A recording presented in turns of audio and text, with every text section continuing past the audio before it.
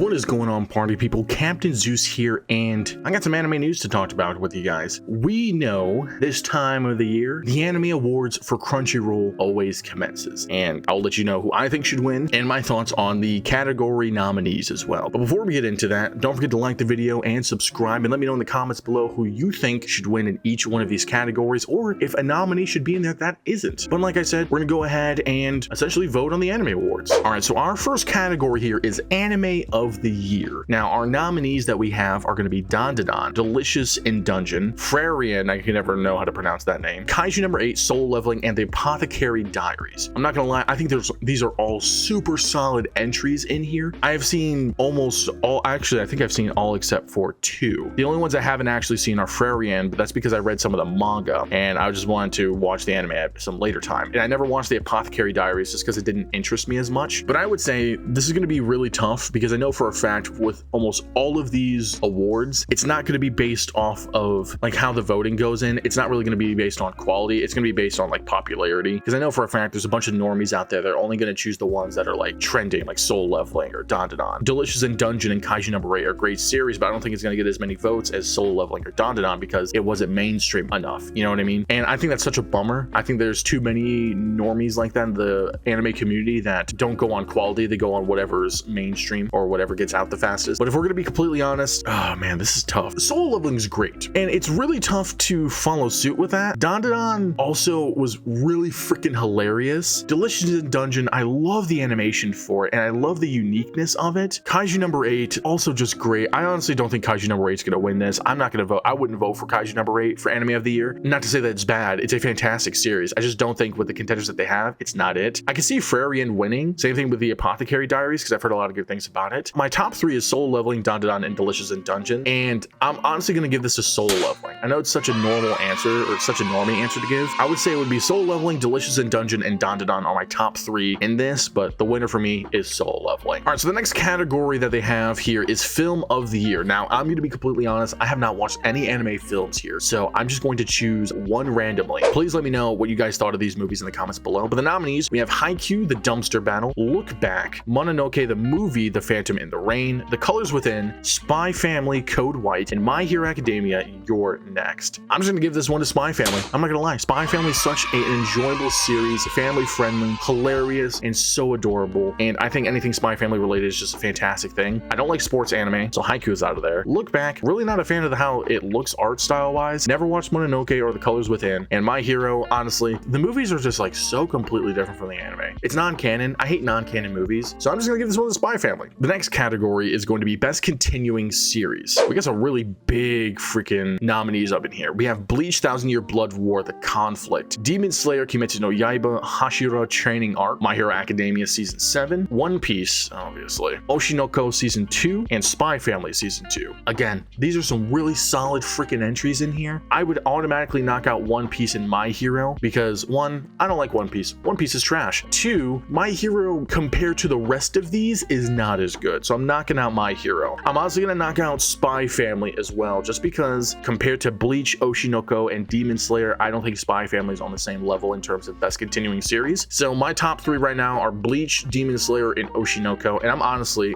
a lot of you guys are gonna be like, oh, I know what he's gonna choose, and you're right. I'm choosing Bleach. Bleach, first of all, needs to start winning more awards. It's so underrated, and it's upsetting how it's not getting enough recognition. This is a fantastic series, and this arc that we're doing, the 1000-Year Blood War, is the best arc of the saga, and it has some of the best, if not the best, animation that we have seen in modern anime. I also just love the freaking stories and the soundtrack from it too. Bleach is obviously my number 1 winner. Oshinoko Season 2, I would give in the 2nd place spot because that story was so freaking good, had me on the edge of my seat, and was very emotional. And I would say number 3 would be Demon Slayer, because Demon Slayer is really good, and yeah, those would be my top 3. All right, so the next category that we have here is going to be Best New Series. Now, this one also has a lot of heavy hitters. Now, our nominees we have is Dandadan, Delicious in Dungeon, Frarian, Kaiju number 8, Soul Leveling, and Apothecary Diaries. I would... it's tough because this is the exact same nominees for the Anime of the Year award. It's the exact same ones. So it's tough, dude. Like, that's like I'm voting for the exact same award, essentially. I know Solo Leveling's gonna win this one too. And just to throw it off, like throw a wrench into it, I'm probably gonna give this one to Dandadan. I would say Dandadan, Solo Leveling, and then Delicious in Dungeon would be my top 3 for this. Dandadan, freaking hilarious. Loved it. Loved the animation and the soundtrack. Creepy Nuts coming in with the intro. Goated. So I would probably give this one to Dandadan. All right, next up is Best Original Anime. Now, if we go to the definition of it, an original anime showcases storylines not adapted from source material like manga or light novels. It is a new creation. These original works of art mesmerize audiences with the quality of new stories. So the ones that we have here is Buchigiri, Girls Band Cry, Jellyfish Can't Swim in the Night. What is up with some of these titles? These are so weird. Metallic Rogue, Ninja Kamui, and Train to the End of the World. I've never seen any single one of these. I don't like Mappa, so I'm cutting. Actually, you know what? Buchigiri, I think I try to watch some of it. Let me click on this. No, I've never seen Buchigiri. No idea what this is. Ninja Kamui, I saw the terrible animation from it, so I'm cutting that one out. I'm probably gonna give this one, and this is just a random shot in the dark, I'm giving this one to Jellyfish Can't Swim in the Night, purely for the fact of the name, and I don't know, it looks wholesome. So I'm giving this one to Jellyfish Can't Swim in the Night. No idea what any of these are about. All right, so we have the next category is Best Animation, almost the exact same nominees as Anime of the Year and Best New Anime, so it's freaking ridiculous. We have Dandadan, Delicious in Dungeon, Demon Slayer, Kimetsu no Yaiba, Solo Leveling, Kaiju Number 8, and Frarian Beyond Journey's End. This one I am 100% giving to Delicious in Dungeon. The animation in that show is so good. Something about it resonates with me so well, and I love it. I love the animation in Delicious in Dungeon. I'm giving this one to that. Dandadan, no disrespect, your animation is really similar to a lot of others, and I think the only one that would come close to Delicious in Dungeon's animation would probably be Solo Leveling or Demon Slayer. Kaiju Number 8 could be up there as well. I could see Kaiju Number 8 being a contender. I mean, obviously it's a nominee, but Demon Slayer I think would be ranked lower than Solo Leveling for sure, and maybe tied with Kaiju Number 8, because Demon Slayer, it's good, but it's just a blend of 2D and 3D that works very well. Not to say that it's bad, I think it's the only way 3D works in anime is with Demon Slayer, but I digress. Anyways, Delicious in Dungeon win this without a contest. All right, so next up we have Best Character Design. Dandadan, Delicious in Dungeon, Demon Slayer, The Apothecary Diaries, Kaiju Number 8, and Frarian. My top 2 contenders here are going to be Delicious in Dungeon and Kaiju Number 8. I'm going to be honest, those are going to be my top 2 nominees for Best Character Design, and I'm actually going to give this one to Delicious in Dungeon. Kaiju Number 8's good, but his character design, there's a lot of similarities with each character, and they're not exactly super unique either. So I'm going to give this one to Delicious in Dungeon because each character looks unique and distinguishable between others. Okay, so next category here is Best Director. I don't know these directors by name, so I'm just going to go based off of the animes that they've done. I'm totally going to mispronounce these names. It's Fugo Yamashiro, who did Dandadan, Haro Sotozaki, who did Demon Slayer, Kichiro Saito, who did Frarian, Megumi Ishitani, who did the One Piece fan letter, Norihiro Naganuma, who did The Apothecary Diaries, and Yoshihiro Miyajima, who did Delicious in Dungeon. Now let's go to the description of what Best Director is. So what Best Director is, here we celebrate how a great anime and a great director are almost inseparable. Of central importance, directors work behind the scenes conveying their vision to animators, making critical decisions and managing the creative aspects of production. Result, an approach that is uniquely theirs. Okay, so it coincides with like Best Animation almost, and in all honesty, I'm gonna give this one to Yoshihiro Miyajima for Delicious in Dungeon. Now, I could actually give this one to Yaro Sotozaki for Demon Slayer because Demon Slayer's 3D and 2D really, it's done so well, the blend between the two, and I would say those two are kind of like my top picks for it. Actually, I'm gonna give this one to Yaro Sotozaki for the Demon Slayer. I'm sorry, Yoshihiro, but I'm gonna give this one to Demon Slayer. I changed my mind. Now that I think about it, I changed my mind. All right, so the next category we have is Best Background Art. Before we get into it, let's figure out what's defined as Best Background Art. This category celebrates the exceptional skill and artistry needed to craft the detailed, atmospheric, and often breathtaking environments that serve as the backdrop for anime narratives. These backdrops are crucial in setting the tone, mood, and setting of the series, enhancing the storytelling experience with their visual depth and intricate design, bringing anime to life. Nominees in this category are distinguished by their ability to create captivating worlds that resonate with viewers, making the fictional realms of anime feel as vivid and tangible as any real-life setting. Interesting category. We have Dandadan, Delicious in Dungeon, Demon Slayer, Frarian, Pluto, I don't know anything about that, and The Apothecary Diaries as our nominees. I hate to be a broken record, but I think I'm going to give this one to Delicious in Dungeon. Dungeon. I'm not gonna lie to you. Dandadan's background art wasn't as crazy. It's pretty normal. Same thing with Frarian. Demon Slayer is not bad.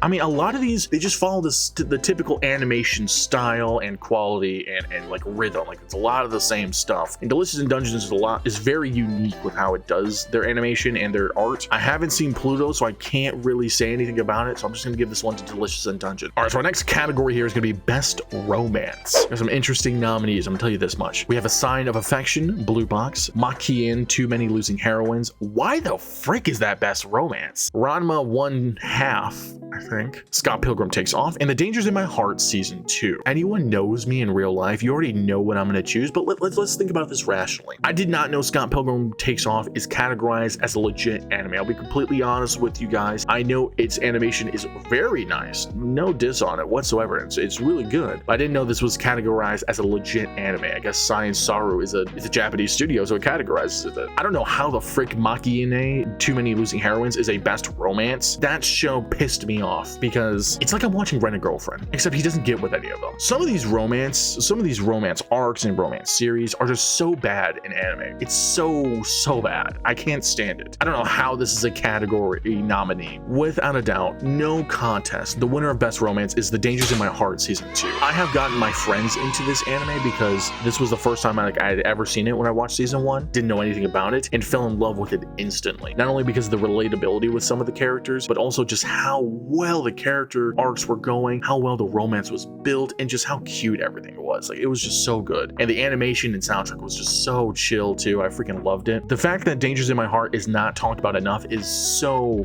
disappointing. It's a disservice to this series. One of the best romance series I have ever seen, and I cannot wait for a season 3. The Dangers in My Heart wins this without contest. All right, so Best Comedy is our next category here. This is going to be a tough one. We have Delicious in Dungeon, Konosuba, God's Blessing on This Wonderful World 3, Mashali, Magic and Muscles, The Divine Visionary Candidate Exam Arc, My Dear Friend Nokatan, Ranman 1/2, and Spy Family Season 2. I have seen the memes from My Dear Friend Nokatan. Some of it's hilarious. Some of it's just like WTF. Delicious in Dungeon, I didn't really think was categorized as comedy. I'll be completely honest with you. I've never seen Ranma. Mashali was boring as frick. I watched like the first 2 episodes and could not get into it. It was not funny whatsoever. Spy Family's hilarious, and Konosuba is one of the funniest things I've ever seen. So I'm giving this one to Konosuba. I'll be completely honest. Konosuba is one of the funniest animes I've ever seen, period. And it's so like non-serious, but it tries to be serious sometimes. Freaking love it. Konosuba wins this. All right, so our next category here is going to be Best Action. I think this one's going to be a really tough category. We got some big hitters in the contenders. We got Bleach, 1,000 Year Blood War, The Conflict, Dandadan, Demon Slayer, Kaiju Number 8, Soul Leveling, and Windbreaker. If you haven't seen Windbreaker, you need to. I think season 2 just started. So freaking good. 10 times better than Tokyo Revengers. Probably the best delinquent series I've ever seen. These are some really big ones. I think every single one of these. Here's the thing with Best Action. Every single one of these I could see being a winner and I'd be okay with it. Dandadan the action is pretty good. Soul Levelings is top tier. Bleach is top tier. Windbreakers is top tier. Demon Slayer is up there, and Kaiju Number 8 is just freaking awesome. And I honestly cannot choose between these. These are all fantastic options. I'm torn between Bleach and Windbreaker, if I'm being serious, because Windbreaker's fight scenes are pretty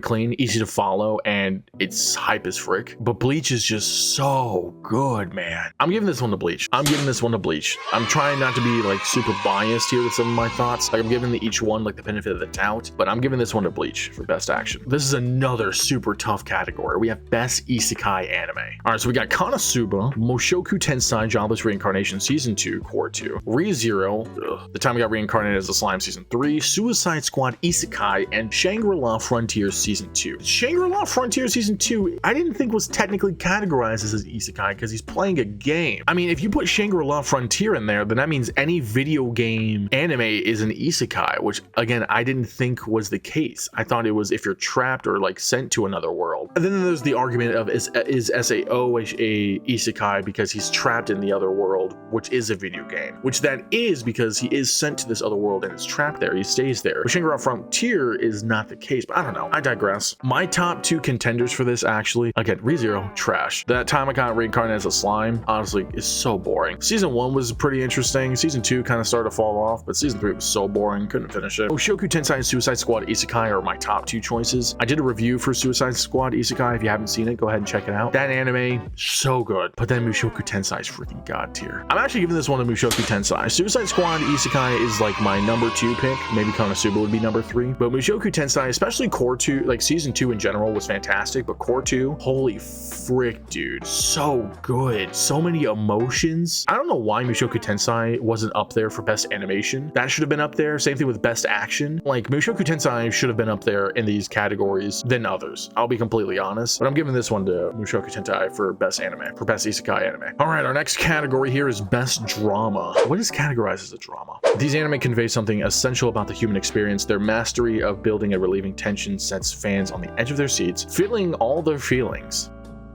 Who's writing these descriptions? And compelling them to invest deeply in the characters and their stories. A Sign of Affection, Dead Demons, Destruction. Can't say that anymore. Frarian, The Apothecary Diaries, Pluto, and Oshinoko Season 2. I'm gonna be completely honest. I'm giving this one to Oshinoko without question. Probably one of the best animes out there. I've talked about it earlier. Season 2 was just so good with how everything was built up in terms of the character, the romance, the decline of romance, whatever you want to call it. Anyways, I'm giving this one to Oshinoko. All right, we got another big category here, best slice of life. All right, so we got Laid Back Camp Season 3, Too Many Losing Heroines, My Villain's Day Off, My Dear Friend Nokatan, Sound Euphorium 3, and The Dangers in My Heart Season 2. Glad to see that boy up there. I've only seen about half of these, so I'm going to be completely biased in my choice here. And I'm going to give this one to The Dangers in My Heart Season 2 again. I'm going to give it to it. Again, I've only seen half of these. The other one, like Laid Back Camp seems pretty good. Same thing with Sound Euphorium. It seems interesting. My Villain's Day Off, I never got around to actually watching, and it's nothing against those, but out of the ones that I have seen,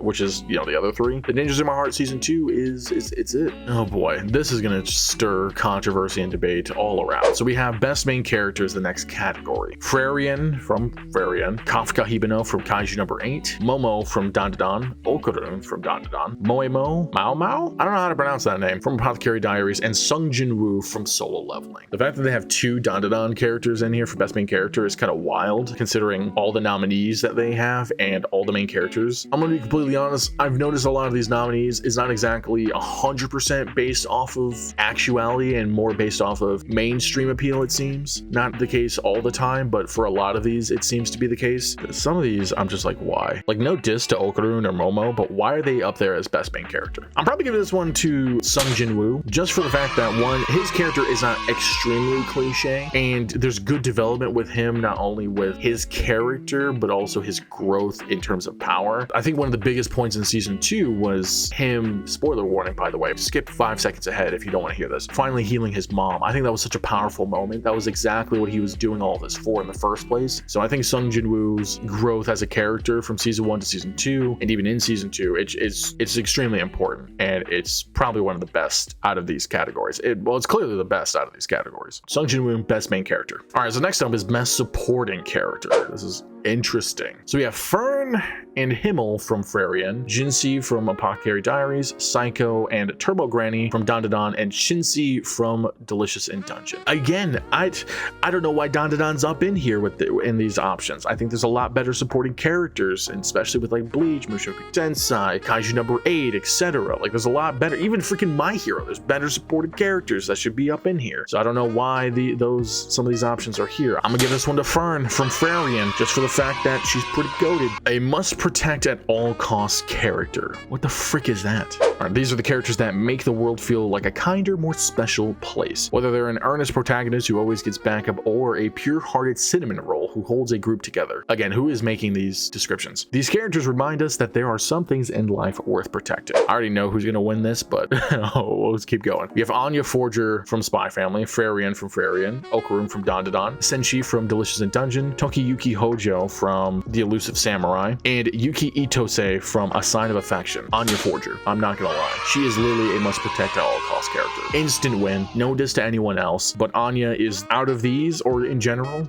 must protect at all costs. Not even a question. All right, so we have best anime song, which this is going to be tough. We have Abyss from Kaiju number 8, Bling Bling Bong Born from Mashli, Fatal from Oshinoko, Level from Solo Leveling, Otonoke from Dandadan, and The Brave from Frarian. It's hilarious because Creepy Nuts has done 2 of these, Otonoke and Bling Bling Bong Born. They have done both of those. They're a fantastic group, don't get me wrong. I've said it before on the channel, Call of the Night really showcases how awesome they are, and also a great anime. I can't wait for season 2 to come out this year. I'm actually gonna give this one to Otanoke from Don to Don. Yeah, Bling Bling Bomb Born's pretty good. Creepy Nuts is just on a different level from these two, so I'm giving this one to Otanoke by Creepy Nuts for Don to Don. All right, best score. This is another tough category here. We got Bleach, Don to Don, Demon Slayer, Frarian, Look Back, and Soul Leveling. My top choices so far are Bleach, Demon Slayer, and Frarian. These are my top choices so far. I haven't seen Look Back, so I can't comment on it. I apologize. I don't think Don to Don Soul Leveling score is as good as these. I'm gonna give this one to Demon Slayer.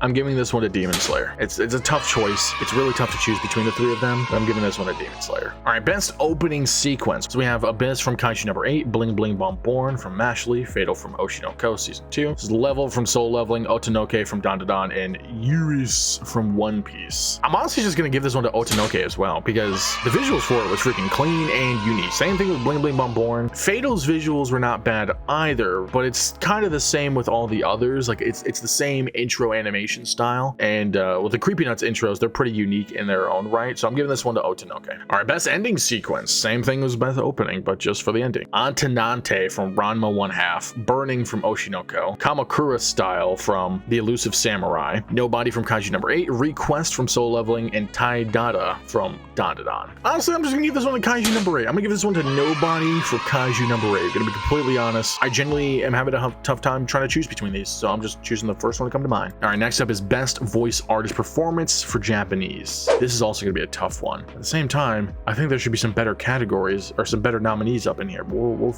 see what you think. So we have Ayu Yuki from Apothecary Diaries, Atsumi Tanazika from Frarian. I'm gonna keep mispronouncing these names. Kenichi Suzumura from, what the frick is that? Brave Bang Bravern? Well, I don't know what the frick that is. I've never heard of that. All right, Shioin Wakayama from Don to Don, Sayaki Simbongi from Delicious Dungeon, and Natsuki Hanae from Don to Don as well. This is really tough. This is really freaking tough. I think I might give this one to Atsumi Tanazika playing Frarian from Frarian. I think I might give it to that one, to be honest. Yeah, I'm gonna give it to her. I'm gonna give it to Atsumi Tanazika. All right, so another big hitter here. Best voice artist performance for English. We got AJ Beckles from Don to Don, Alex Lee from Soul Leveling, Jesse James Grell from Attack on Titan. What the frick? Mallory Rodak from Frarian, Sarah Natocini, totally mispronounced that, from Alia Sometimes Hides Her Feeling in Russian. I think it's better in Japanese. And then Sungwon Cho from Delicious Dungeon. I'm honestly 100% giving this one to Alex Lee playing Sun Jinwoo from Soul Leveling. Homie is one of the best English voice actors of our time, especially in a recent, like, up-and-coming voice actor. Fantastic. I watched Soul Leveling in Japanese, but my buddy wanted me to watch the Soul Leveling movie when it came out, and we didn't realize it was in English, and the only reason I kept watching it was because Alex Lee's voice acting for Jung Junwoo was so freaking good. Homie put on a performance. One of the best out there. But yeah, I'm giving this one to Alex Lee. And that's it. Those are our categories and their nominees for the Crunchyroll 2024 Anime Awards. If you haven't already, let me know in the comments below who you think should be winning these awards. I've already laid my thoughts bare about this, but I don't know. I think there should be some different nominees up in there. I don't like the repetition that we see. But nevertheless, I'm Captain Zeus, and I will catch you guys later. See ya.